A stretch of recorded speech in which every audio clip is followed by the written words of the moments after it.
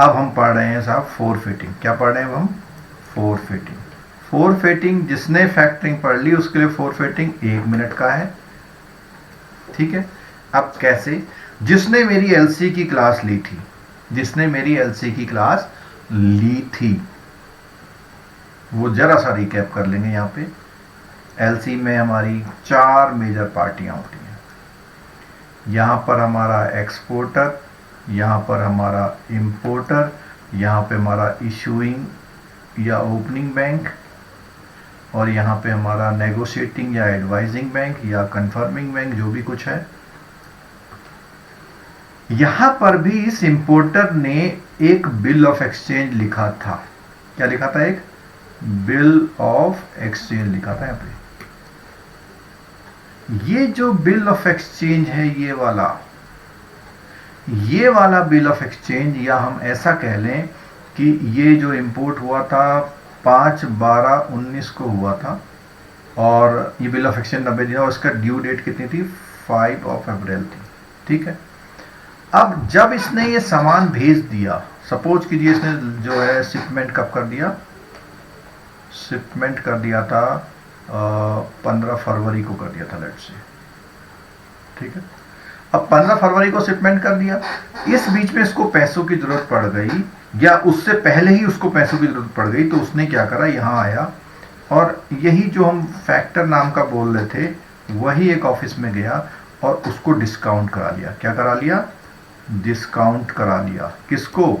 Bill को। Bill को क्या करा लिया? डिस्काउंट करा लिया, ठीक है। अब ये जो फैक्टर था, यही फैक्टर फोरफिटर हो जाता है अगर, क्या होता है? फोरफिटर हो जाता है इफ, क्या? 100% तक का फाइनेंस रेडी हो जाए, अप टू, ठीक है। और अगली बात है इसमें विदाउट रिकोर्स। अगली बात क्या है? विदाउट रिकोर्स ये फाइनेंसिंग कर रहा है। तो मैं बात कर रहा था बाकी बेसिक फीचर की। बाकी बेसिक फीचर आपकी स्क्रीन पर हैं। क्या है बाकी बेसिक फीचर? वो यही हैं। 24 घंटे में फाइनेंसिंग, अप टू 80% वाले को साइड कर दे रहा हूँ, लेजर मेंटेनेंस करेगा, और कंसल्टेंसी देगा, लीगल एक्शन करेगा, ठीक है। तो बाकी फीचर तो वही है। एक नया फीचर क्या बढ़ गया कि अप टू 80% फाइनेंस। क्या हो गया? अप टू 80% फाइनेंस हो गया। अप टू कितना हो गया? 80% फाइनेंस हो गया, ठीक है। तो ये फोरफिटिंग का है। अब एक क्वेश्चन आपके मन में है कि ये विदाउट रिकोर्स ही क्यों ले रहा है, जबकि आपने पीछे देख लिया क्या है? ये क्या है? एक रिस्क है। क्या है? एक रिस्क है। और 100% भी दे रहा और रिस्क भी ले रहा है। क्यों? ऐसा उस केस में होता है जिसमें कोई बैंक गारंटी हो या एलसी हो। ये एग्जाम्पल क्यों लिया हमने? ये एग्जाम्पल इसीलिए लिया कि ये एलसी थी। क्या थी ये? एलसी थी। इस एलसी के अगेंस्ट में ये बिल था। एलसी का एक ट्रेड था, उसमें बिल ऑफ एक्सचेंज अगर है तो बहुत पक्का है, इसलिए वो विदाउट रिकोर्स कर रहा है। इसीलिए कह रहा पूरा ले जाओ, ठीक है। यहां पे तो यहां पे क्या बोल रहे हैं? ये ऑलवेज, क्या बोल रहे हैं? ऑलवेज बैक्ड बाय एलसी और बीजी। इसका मतलब क्या है कि बिना बैंक गारंटी और एलसी के फॉरफिटिंग नहीं होती है। ये बोला। तो ये 3 पॉइंट अगर शामिल हो जाएं किसी भी बिल डिस्काउंटिंग सर्विसेज में, तो that services is known as forfaiting. और इंडिया में जब जल्दी से बता दीजिए फॉरफिटिंग की सर्विसेज कौन करता है? इंडिया में ये काम करने की जिम्मेदारी जो है एक्सिम बैंक के पास है। एक्सिम बैंक पूरा जो है जो हमारी फॉरफिटिंग की सर्विसेज है वो प्रोवाइड करता है। अब ये क्लियर हो गया, फॉरफिटिंग क्लियर हो गया, फैक्टरिंग क्लियर हो गया। हमारे अगर हम बात करें हमने क्या क्या चीज़ें क्लियर कर ली, जो पॉइंटों में बात करी, विद रिकोर्स कर लिया, विदाउट रिकोर्स कर लिया, क्लाइंट कौन होता है, बिल ऑफ एक्सचेंज क्या होता है, फैक्टरिंग में कमीशन। हाँ, एक क्वेश्चन और है कि विदाउट रिकोर्स कॉस्टली होती है या विद रिकोर्स कॉस्टली होती है। फैक्टरिंग के बारे में पूछ रहा हूँ आपसे मैं। ये जो लिखा हुआ है, if the contract is internationally to forfaiting and if some legal dispute arise how it will solve. देखो फॉरफिटिंग में जब वो करेगा तो पहले से ही 2 बैंक शामिल हो रखे हैं उसमें, आपके ये दोनों बैंक शामिल हो रखे हैं, तो लीगल एक्शन तो वो लड़ेंगे ही लड़ेंगे, और यहाँ इसकी जिम्मेदारी खुद की होगी। वो इस काबिल है, एग्जिम बैंक है, देश का बैंक है, गवर्नमेंट अंडरटेकिंग है, और वो उसे किसी भी कंट्री से लड़ना होगा तो वहाँ चिट्ठी पत्री कर लेगा, काम हो जाएगा उसका। ठीक है, चलिए अब ये जो क्लास थी, इतनी क्लास तो थी अंडरस्टैंडिंग। चलिए, तो हमने बोला टाइप ऑफ फैक्टरिंग की बात बोली, टाइप ऑफ फैक्टरिंग सर्विस बोला उसने, क्या बोला देखिए, ध्यान से देखिएगा। रिकोर्स फैक्टरिंग, इसको विद रिकोर्स बोलते हैं, नॉन रिकोर्स हो गया कवर हमारा, बिल्कुल ठीक है। और in recourse factoring, in case of non payment of invoices by the customer, the factor will recover the amount advance from the client. देखो ये वर्ड आ गया क्लाइंट वाला, क्लाइंट हमने बोल दिया, सेलर है, ध्यान रखना। ठीक है, इन नॉन रिकोर्स में क्या करता है वो इनवॉइसेस, वो क्या है, provide both finance and credit protection.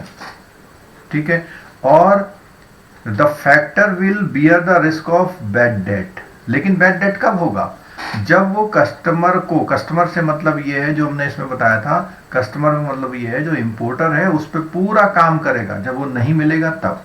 ठीक है, डोमेस्टिक फैक्टरिंग हमने बताया था, under domestic factoring receivable arises only out of all domestic trade sales. ठीक है, उसमें क्या होता है, सब कुछ। और इसमें ये आगे देखो, the balance of 20% invoice value कब होगा, जब वो कलेक्शन आ जाएगा, ये सब हमने बता दिया था। ठीक है, चलिए, maximum debt period normally permitted. हाँ, ये देखो, ये क्वेश्चन कई बार थ्योरी की बात आती है ना, तो ये को पढ़ना पड़ता है। ये है 150 डेज है इसमें, inclusive of maximum periods grade paid of 60 days, यानी 90 प्लस 60, तो 150 दिन से ज़्यादा की सर्विसेज ये नहीं होती हैं। एक पॉइंट क्लियर हो गया। अगला पॉइंट है इंटरनेशनल फैक्टरिंग। अगला पॉइंट क्या है, इंटरनेशनल फैक्टरिंग। देखो स्क्रीन पे दिखाई दे रहा है, अभी दिखाई दे रहा है ना, ठीक है, दिख रहा। चलो, इंटरनेशनल, तो एक तो हमने बताई थी MIS का मेंटेनेंस करता, पहले ही बता दिए थे। ठीक है, डेटर एजिंग एनालिसिस करता है, वीकली स्टेटमेंट ऑफ अकाउंट देता है, सेल्स एनालिसिस करता है, स्टेटमेंट आउटस्टैंडिंग इनवॉइस करता है, ये सारा काम जो बोला फैसिलिटी देता है। और minimum track record of certain year, कुछ दिनों का रिकॉर्ड होना चाहिए, तभी ये फैसिलिटी मिलेगी। Usually before providing the advance payment to the supplier an agreement is entered with the supplier. और जब भी वो करता है, एडवांस पेमेंट देता है, तो क्या होता है कि एग्रीमेंट होता है, तो बहुत कॉमन सी बात है।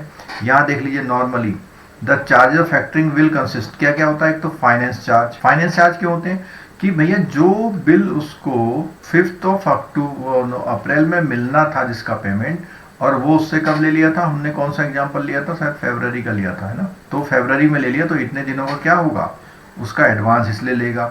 सर्विस चार्जेस लेगा कलेक्शन के, फॉलोअप के लेगा, एडमिनिस्ट्रेशन के लेगा। ठीक है, और जो सर्विस चार्ज होते हैं 0.1% से कितने होते हैं, 2% तक होते हैं। बहुत इंपॉर्टेंट पॉइंट्स हैं। Step involve in international factoring क्या था, पहले इंपोर्टर ने क्या किया, ऑर्डर दिया, ठीक है, और एक्सपोर्टर ने रिक्वेस्ट किया इंपोर्टर को, the export factor in turns forward the request to the an import factor को दिया उसने। भाई इंटरनेशनल में हमने बताया था ना, एक तो एक्सपोर्ट फैक्टर होता है और दूसरा कौन होता है, क्लियर हो गई बात, इंपोर्ट फैक्टर और एक्सपोर्ट फैक्टर, क्लियर हो गई। फिर यहाँ पे क्या बोलता है, उसके बाद एक्सपोर्टर क्या करता है, डिलीवरी ऑफ गुड्स सब कर देता है, और डिलीवरी ऑफ गुड्स में exporter produces the document to the exporter factor. अब ये हमने ऐसे बात बताई थी ना, ऐसे बताई थी। तो जब ये बंदा है, ये बंदा प्रूफ देगा इसको, और इधर क्या देगा, गुड्स और सर्विसेज देगा। फिर क्या कहता है, the export factor disburse fund to the exporter. देखो यहां से तुरंत ही इसको फंड दे दे रहा है, और अपना प्री पेमेंट अमाउंट डिसाइडेड जो भी होता है, और उसको फॉरवर्ड कर देता है किसको, इंपोर्टर फैक्टर को। और ये डॉक्यूमेंट कहाँ चले जाते हैं, यहाँ, जैसे एलसी में होता है। उसके बाद importer on the due date of invoice pay the import factor, तो इंपोर्टर जो होता है इसको पेमेंट करता है, और यहाँ से पैसा इधर आ जाता है। ठीक है, तो ये क्लियर हो गया। एडवांटेज क्या है, कभी कभी ये क्वेश्चन आता है, what are the advantage of factoring.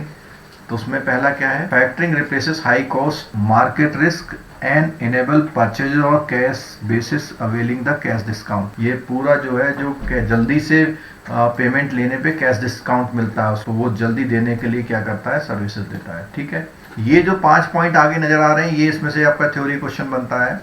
पहला बोलता है कस्टमर गेट्स इंस्टेंट फाइनेंस, मैंने बोला ना 24 आवर में मिलता है। दूसरा अप टू 20% तक का मार्जिन हो जाता है, यानी 80% तक मिल जाता है, और लार्ज क्रेडिट मिल जाता है, ग्रेस पीरियड मिलता है। ईच इनवॉइस, ये बहुत इंपॉर्टेंट है, अगर मान लिया उसने 10-15 सेल कर रखी हैं तो हर एक के लिए अलग अलग सर्विसेज होंगी, हर एक के लिए अलग अलग सर्विस मिलेंगी। ठीक है, MIS रिपोर्ट मिल जाती है।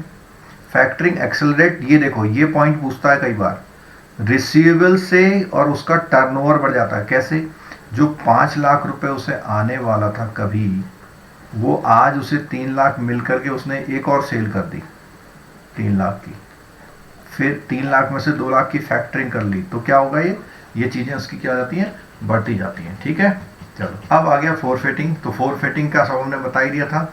इसमें हाँ, एक बहुत इंपॉर्टेंट क्वेश्चन, फोरफिटिंग में कितनी पार्टियां होती हैं, एटलीस्ट 5 पार्टीज। ये क्वेश्चन देखो, अब कई लोगों का गलत हो गया, देखो इसीलिए कहते हैं कि क्लास ले लिया कीजिए। कुछ 6 कह रहे हैं, कुछ 2 कह रहे हैं, कुछ 4 कह रहे हैं, कितना फर्क है देखिए। और जैसे मैंने आपको पिक्चर बना के बताया, तो फिर तो आपको डाउट रहना नहीं चाहिए। 5 कौन कौन है बता देते हैं भैया। 5 है नंबर 1, नंबर 2, नंबर 3, नंबर 4 और नंबर 5 खुद फैक्टर। एटलीस्ट 5 होती हैं, एटलीस्ट 5। ठीक है, उससे ज्यादा भी हो सकती हैं। कब, जब हमने एलसी में पढ़ा था कि ये 2 बैंक ज्यादा हो जाते हैं कभी कभी। 100% मैंने पहले बता दिया था, 100% होता है। ठीक है, और क्या था इसमें, कुछ खास नहीं था, सेम वही है, मैंने बिल्कुल बता दिया, इसमें कुछ नया नहीं, इसलिए मैं टाइम आपका भी वेस्ट नहीं करूंगा। हाँ, forfaiter either hold the notes till full maturity और sell them to another investor of non reco. अब देखो सुनो, एक नई बात निकल के आ गई है। जब हम एग्जाम्पल आपको दे रहे थे, उस एग्जाम्पल में हमने बोला कि जो हमारा वो है, ये हम यहाँ बनाते हैं, ऐसे से था ना, और ये था ऐसा, तो ये फोरफिटर था। अब ये फोरफिटर क्या करता है, आगे किसी डेट में किसी और फोरफिटर को क्या कर सकता है, ये फोरफिटर किसी और फ्यूचर की डेट में इसको आगे फॉरवर्ड कर सकता है टू अनदर इन्वेस्टर।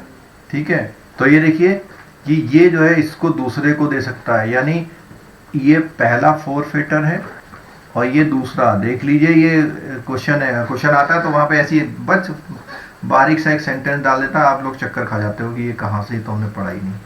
ठीक है, अच्छा इसमें कमिटमेंट यूजुअली, एक बात देखो निकल के आ रही है, जो कमिटमेंट है यूजुअली कितना है, 0.5 से 1.5% पर एनम का है इसमें। ठीक है, उसमें कम था फैक्टरिंग में, फोरफिटिंग में क्या है, ज्यादा है। RBI has permitted EXIM. अब अगर क्वेश्चन आ जाए कि इंडिया में फैक्टरिंग फोरफिटिंग सर्विसेज कौन कंट्रोल करता है, तो क्या आप आंसर देंगे, आप आंसर देंगे आरबीआई। ठीक है, और ये क्या है, मीडियम टर्म एक्सपोर्ट बिल्स के लिए होता है। देखो जो ये फोरफिटिंग है, फोरफिटिंग मीडियम टर्म लोन, खासकर से कैपिटल गुड्स आते हैं। देखो एलसी अधिकतर होती क्या है, एलसी अधिकतर होती है कोई कैपिटल गुड्स मंगाता है तभी ज्यादा काम करती है, जिसमें कुछ मैन्युफैक्चरिंग का टाइम होता है, कुछ उसमें। ठीक है, तो मीडियम टर्म एक्सपोर्ट बिल करता है।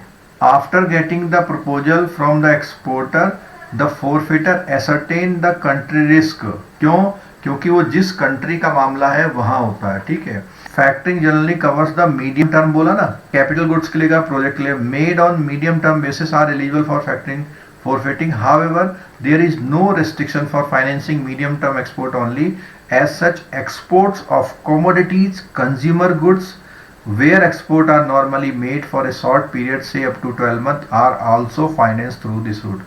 यानी वो फैसिलिटी अधिकतर इनके लिए बनाई गई है, लेकिन ये वाली फैसिलिटीज भी फोरफिटिंग में हो सकती हैं अगर वो एलसी के मैकेनिज्म में वो काम हुआ है। तो देखो ये जो चीज हम वहां बता रहे थे ये वाला पेज देखो, वैसे बता दिया, देखो यहाँ देखो, सिंगल फैक्टर, टू फैक्टर, एक डायरेक्ट एक्सपोर्ट और डायरेक्ट इंपोर्ट फैक्टरिंग। देखो यहाँ देख लो, हाँ ये एक नई चीज निकल के आ गई, देखा। तो इसको मैं बता देता हूँ। ये हमने बोला था ये दोनों बायर और सेलर है, ठीक है, सेलर और बायर है, ठीक हो गया। अब इनके पास दो ऑप्शन है, सिंगल फैक्टर की बात हो रहा हूं, या तो वो इंडिया वाले फैक्टर को ले लें या वो बाहर वाले फैक्टर। कब, किस केस में, जब इंटरनेशनल बाउंड्री हो। क्या हो, जब इंटरनेशनल बाउंड्री हो। क्लियर हो गया या नहीं हुआ? Import single after, single import factor, तो इसको हम बोलेंगे सिंगल एक्सपोर्ट फैक्टर, और इसको बोलेंगे सिंगल इंपोर्ट फैक्टर। क्लियर हो गया बिल्कुल। दोस्तों, अगर आपको ये वीडियो अच्छा लगा हो तो इस वीडियो को लाइक कीजिए, चैनल को सब्सक्राइब कीजिए, और अगर आपने अभी तक बेल आइकन नहीं दबाया है तो जरूर दबाइए, क्योंकि लेटेस्ट वीडियो का नोटिफिकेशन तभी मिलेगा जब आप बेल आइकन दबाएंगे। और अगर आपके कोई ऐसे दोस्त हैं जिनको ये टॉपिक चाहिए तो उनको शेयर जरूर कीजिए। Thank you.